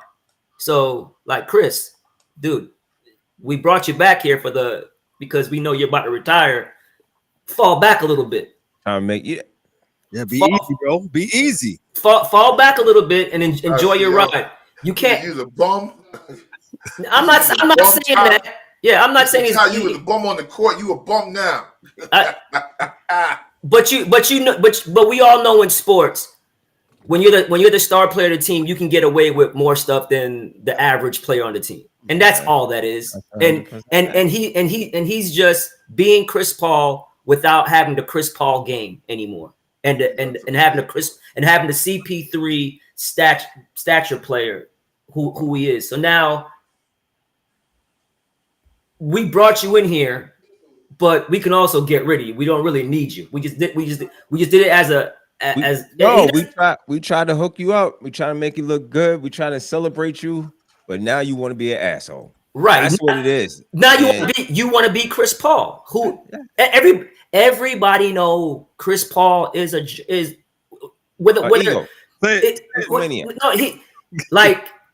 Everybody knows Chris. He'll the way he talks to players, everybody knows is Chris Paul being Chris Paul. Don't take it personal, but that's just how he's coming that's how he's coming at you, because he's super smart when it comes to basketball. He knows what he's talking about, and he's probably right. And hold. Yeah, Ty Lue ain't. Everybody told me this is what they told me. That's what they. Ty Lue, he knows his shit. Ty Lue is the man. Ty Lue does. Yeah. Well, you can't be stepping on the man's toes if he's trying to coach the team, and you being Chris, and Ty Lue's supposed to accept that. That's why you having such a. He said, Ty, you wasn't it as a player. Yeah. You ain't it now, you bum. Yeah, you accept that from players when you're the star player. Right. You know what I'm saying? I'm just saying, man. I'm just saying. Chris Paul got to read the room, man. You got to be smart enough to read the room. Exactly. Your ass. That's all I'm saying. I got the room, bro. I'm not trying to throw dirt on him. I'm not trying to kick his back in. I just say, listen, Chris. Chris doesn't have that cachet anymore to call the shots. So that the Clippers didn't say nothing bad about him. They didn't say nothing bad about him. The Clippers organization. Wait right here, Chris. Wait here. Right, yeah. we all going to the bathroom at one time, and they got Chris waiting in the airport. Like, my dude's coming back. You know, with the Clippers. If they be back, I'm just gonna sit here. Go ahead. I'm gonna sit here and wait for him. Go ahead. That's all it is, man. It's just an older player who doesn't have the cachet anymore. That's still trying to call the shots, and whether it's practice, team meetings, he always got something to say. And it doesn't help that the Clippers are playing abysmal. Correct. And that's probably why he's talking. So now he feels like, hey, if we were winning, I probably wouldn't say nothing, but we playing like crap. So I'm gonna say something. But dude, we don't want to hear that right now from you, Chris. All right. So Chris, you still saying the same thing? All right. Doing this? Okay, Chris, we get it. Okay, we can't do no more. All right, Chris. Yeah. That's all it is. I've had enough of Chris. That's what happened. That's all it is. That's what happened. Everybody hates Chris. That's all it is. Everybody hates Chris.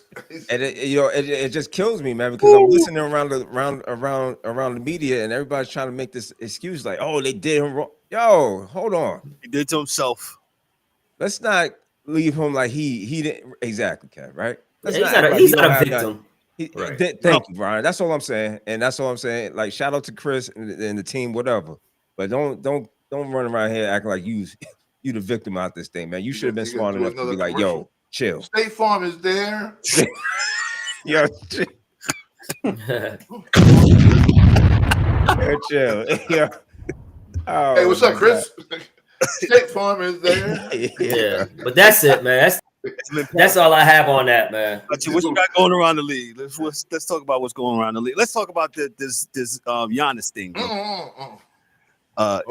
Well, go ahead. He said, well, the Giannis thing. Well, we all know Giannis is going to be out for 4 weeks. He had a calf strain. Calf strain going on. Right, and with these calf strains, a 2-week calf strain injury is basically a 4-week four-week injury, because they're not going to rush you back because they're terrified. LeBron, it's a 6-month injury. There you go. Yeah. Oh God. Yo, go ahead. Don't let this guy you on track, man. Go ahead. The guy was rent free, man. Rent free is LeBron guy. But it comes at a bad time now because of the I think he requested a trade, to be honest with you. That's my point. He's basically indirectly requesting a trade. And I believe he wants to be in New York. I really believe that. Yeah. Whether it's going to happen or not, that's where he wants to be. And then, for what? Let me just ask you this: from what I understand, that he had a opportunity early in the season. I think that's no. They were talking. The Knicks, the Knicks and Bucks were talking about a possible deal, and it looks like the Knicks didn't want to give up as much assets as because remember the Knicks have no picks really, right? So it has to be players, and you have to make the money work and things of that nature. And the Knicks weren't ready to do that. You know, they probably wanted to see, hey, let's get everybody healthy. When everybody was healthy with OG and when everybody healthy, you guys went on an incredible run. So they're trying to see what they have.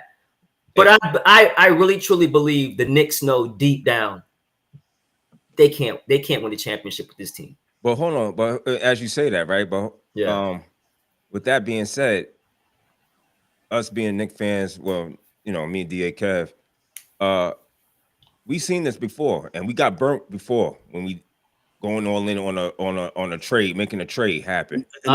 Okay, first of all, I understand it's Giannis. I understand it's Giannis. Yo, listen, that's the first point. I understand it's Giannis.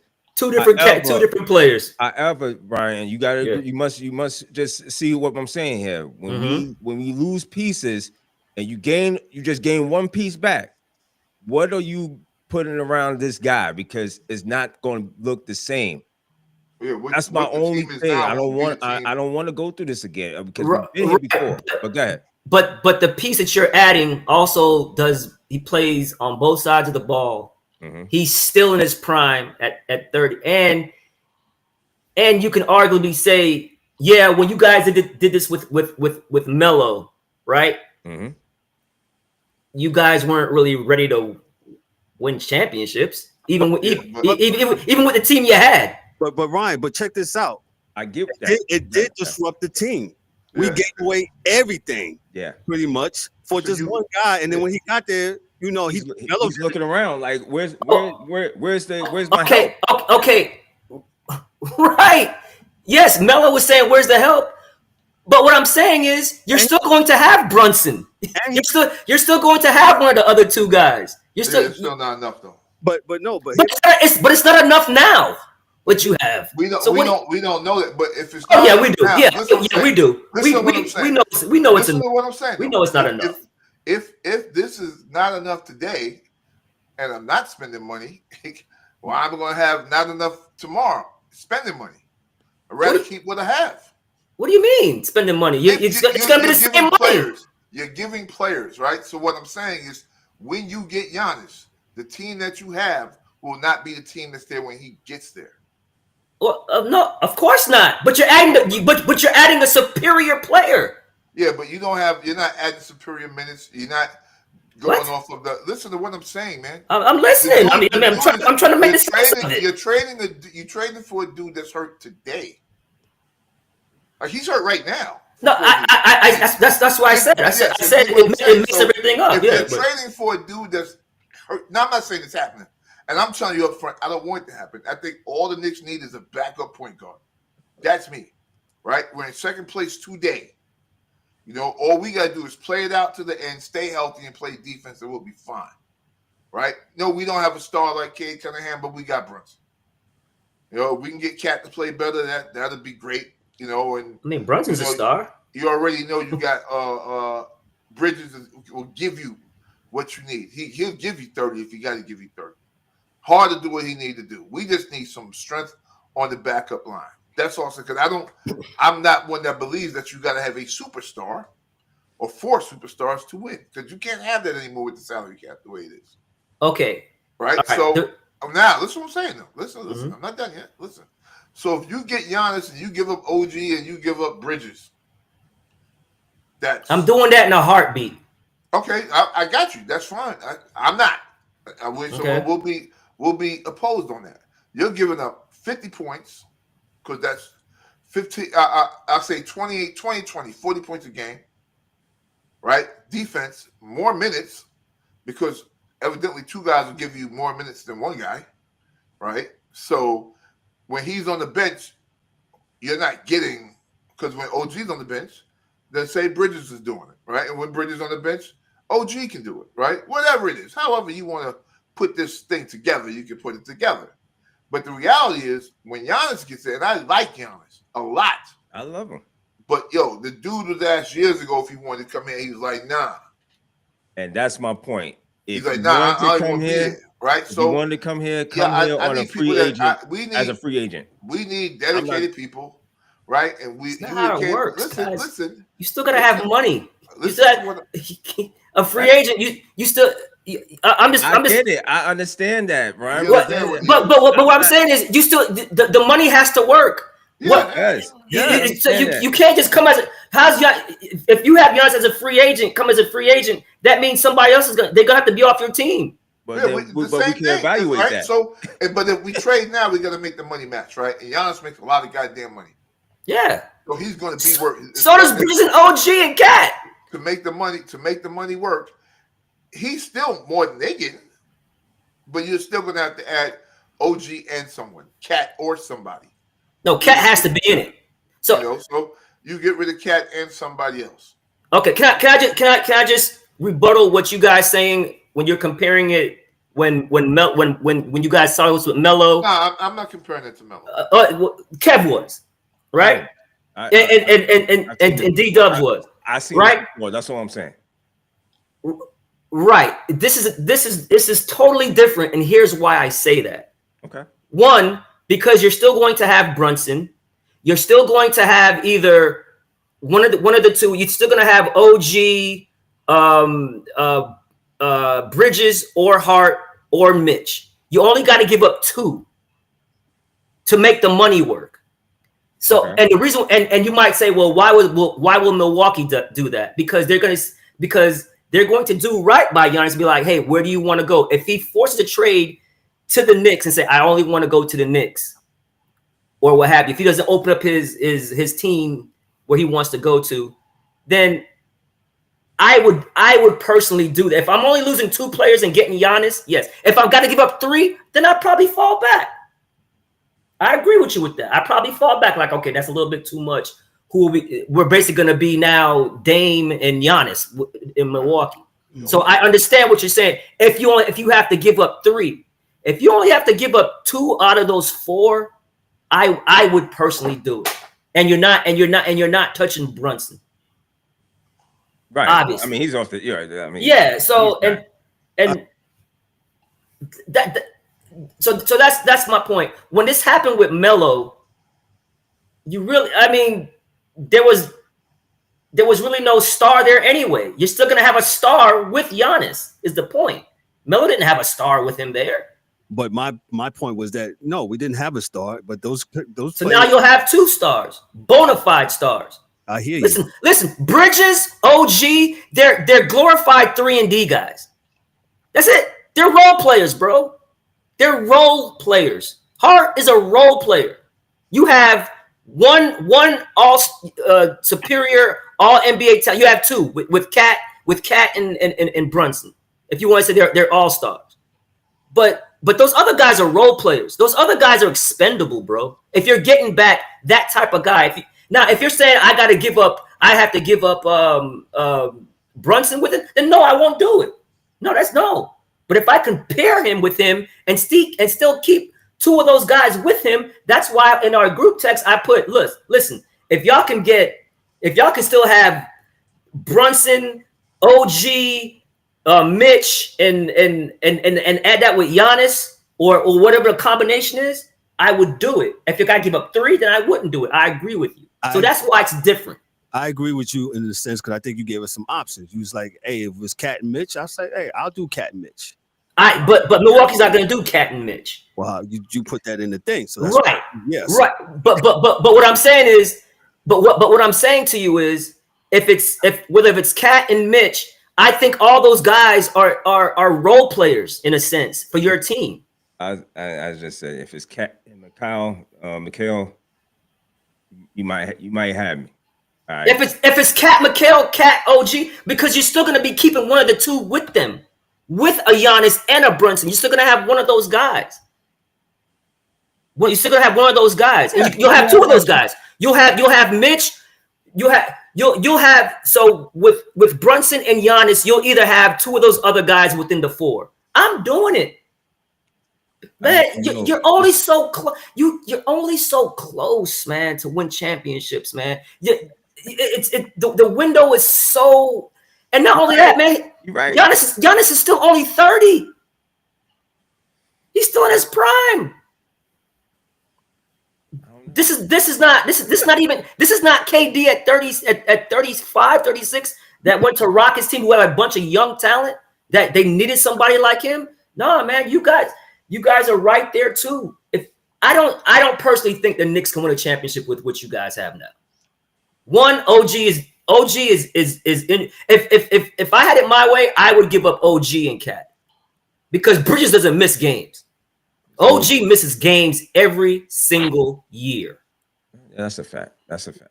Well, Okay. You can count on Bridges. I mean, you can like the DA said, you can count on Bridges to do certain things. At some point, you can see that Bridges can get his own shot, and I think OG is basically a 3-and-D guy. He's on the corners hitting threes, but he's not putting the ball on the floor and doing that. I mean, he can, but you don't want him doing it. Good point. I don't know. I just feel like if you can, and let's be honest, for as great as Melo is, he's not nothing close to what Giannis is. That's all I'm saying. That's what the difference is. Whoa. Listen, I understand it. I understand. Whoa. No, dude, no. We're not having this, bro. That's debatable, Ryan. Yeah, you're debating Giannis versus Carmelo Anthony? That's debatable to some people. Yes, I'm just saying, bro. You're nuts. You guys are nuts. You guys are nuts if you think that. Respect that man. That man's a Hall of Famer today. No, I'm not saying. No. I'm not saying Melo is garbage. I'm saying he's not Giannis. No, what I'm saying is Giannis isn't Melo. All right? No, you're nuts. You're nuts. You're nuts, dude. No, listen. Giannis plays for as much as you guys stop. Press me about defense and all this other stuff. Stop. Giannis plays defense, right? He's won the championship with his team. His offense is okay. You know, he's just learning to shoot, really. He still ain't really got no handle, you know, but he got a jumper and he crashes the boards. Fine, right? We're talking about offensive game. No, listen, yeah. Man. Because I will bat you to the death on this shit. And well, you're dying soon. No. Well, I can die. See, but I'm a man and I can do that. I'm gonna stand on mine. The reality is this for me, and I tell this to Kev and D will always tell you: when you start putting these top 75 all-time shit, and you mixing guys that are playing today with guys that played before, you know what I'm saying? You're saying the skills of a dude or a career of a dude today is better than a dude that's already done it and is a Hall of Famer. You know what I'm saying? I understand what you're saying, but you're saying a one-on-one player, right? Because I watched Giannis when he was young Giannis, and he wasn't shit. I can tell you who the dude was on that team for the first 3-4 years that Giannis was there. All right? It was Mr. Parker. And everything was built around Mr. Parker from Duke. When Jabari he was on Milwaukee. Huh? Jabari Parker? Yeah. Jabari. Look at the internet, because I used to watch the Bucks. I like the Bucks. And I can tell you the lineup. I can tell you who's on the team. Malcolm Brogdon, Jabari Parker, Thon Maker, Giannis Antetokounmpo, and the shooting guard, I think was what you call him that was there and they won the chip. That was their team. And they got rid of Jabari Parker quick when they saw what Giannis was. No. Listen, no. Go ahead. Jabari Parker got hurt, money. Yeah. He got hurt. And Giannis stepped up and started growing into what he was going to be, which is fine. But what I'm telling you is that career is not the rookie of the year taking his team from 20-something wins to 50 wins, rookie of Carmelo Anthony. That's a difference, homie. That's a difference. So because there's a recency bias and this dude's playing now and you really like him and he does this, he scored 50 in the finals and did this, that, and the third, Don't discount all. No. Nobody's disrespecting Melo, dude. Do not discount what Carmelo Anthony did. You did disrespect because you said everybody here knows that Giannis, that Carmelo can't compare to Giannis. He can't on an overall player level. He cannot, bro. What is it? What did you just say? What did you just say that Giannis did in the finals? He scored 50. Yeah. And then you want to bring up a rookie of the year because one player got a rookie of the year. No, your point is what? He scored 50 points in the finals and never got back. So I can say that. I'm saying he can play. He's a great player. Let history tell the story. When it gets done, if all his numbers are better than Carmelo's numbers, then they're now while he's playing. They're not. He's not scoring at the level. He never scored at the level. Listen, he's not a better shooter. He's not a better shooter than Carmelo Anthony. Nobody's arguing that. I say Carmelo Anthony is a top 5 offensive talent. He's not. I've said that on many occasions. Carmelo Anthony have 5-level offense. Yes, he doesn't play defense. Whoa! Oh my God! I mean, yes, that's a big part of it, right? Because ever since you're right, I don't have a problem. Since I've been on this show, you guys have harped to me about people who play defense. Correct, but what I'm saying to you is, wait till it's done, right? Because when you say that shit, right? So, and I'm gonna tell you, we're gonna twin box this, Kevin. You say this now about Giannis playing defense and how much it means, and I believe in you, and I'm with you on that. But my man, let's have the same energy when we talk about LeBron. All right? Come on, man. No. I need the same fucking energy. What did LeBron do? The same energy when you talk about LeBron. You cannot compare LeBron and Carmelo's careers, bro. Stop it. What playing 35? No, I'm just saying when you talking about defense, right? So what I'm saying to you, and I'm not comparing them. What I'm saying to you is simple. LeBron made all defense. Carmelo never can sniff that. Listen. All right, and I'm not gonna say no more about it because we all get on tapes and look on the internet and find LeBron not playing defense. But that's not what I'm talking about. What I'm saying is, I'm with you on the defense. We must. But let's not change our energy when we're talking about the king. That's all. Okay, all I'm saying is you're right. Melo is a better offensive talent as far as shooting the ball. That's it. That is it when it comes to Giannis, bro. Like, nobody's taking Carmelo Anthony over Giannis as a player. Is all I'm saying. But that's fine. All around player. That's all I'm saying. That may be your thought, because Ryan, you one of those guys that say everybody's not thinking that. You're thinking that, and you want everybody to think it, but it's fine.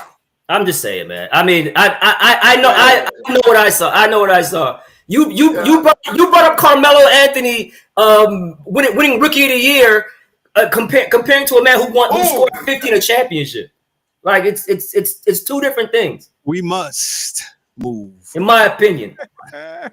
We must. Ryan, anything else in the NBA before we close out today? Great show, fellas. Hold on one second. Great spirit. I probably won't be back for another week or so.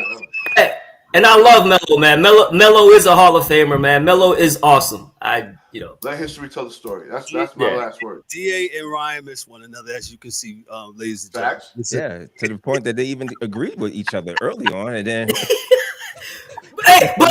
they went off the rails just now. But DA thought I was disagreeing with him. I know. I love it. Hey, I love Melo, man. I like I said, I always thought I think Melo's a top 5 offensive. Melo can score any way you want him to. He can do it. Much respect to Melo. Anything else before we close out, Ryan? Yeah, I just want to say I'm still shocked. I love what the Pistons are doing. Your Knicks are second in the Eastern Conference behind the Pistons.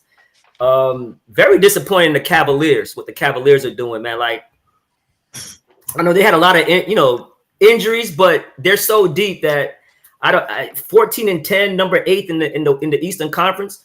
And shout out to the Eastern Conference. I kind of bagged on the Eastern Conference saying,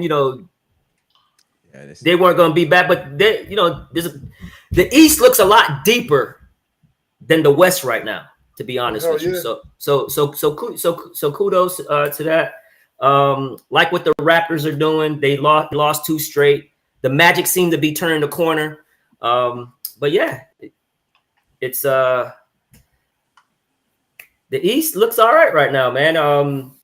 But the Thunder, Rockets, Lakers, Nuggets, I think are all better than the top teams in the Western Conference as far as contenders. But we'll see what happens. Like I said, if the Knicks can if they stay with the roster they have, I will say this. You guys do make a good point. The Knicks always seem to never be they're never healthy at the same time. So I will say that. So if you have reservations of making a move, I can understand it. Right? Because they never seem to be healthy. If they can all stay healthy and put it together, they might can have a good run. And you might can get to the championship. And if you can get to the championship, you damn sure can win it. Thank you, sir. Appreciate it. Yeah. No. Ryan, is that with Giannis or what? Stop. No. What I'm saying is, I understand your point with DA saying, and you guys are saying you guys don't want to give up too much, and even if it's the 2 guys, because, like I said, when you guys are healthy, even though it's a small size of when you guys are all healthy together, it's really exceptional. You know what I mean? Like you guys really play well with this team, and you look like you have, good continuity. Yeah, right? Yeah. So maybe all you do, if you can just stay healthy, I would say that. So I understand it. I understand it. Give dudes rest, and dudes have to. Mike Brown has a system, so when he took that job.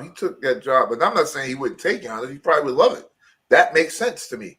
But the point I am making is that when he originally came up, I'm going to run this system. It was because of the players the Knicks currently had on the roster. Yeah. That fit that. And Giannis has never played really. He's a 1-4 in, 1 out dude. He's not really a pick and roll dude because he doesn't handle the rock like that. So the system may not match him. But we'll see what happens. And we'll see real quick because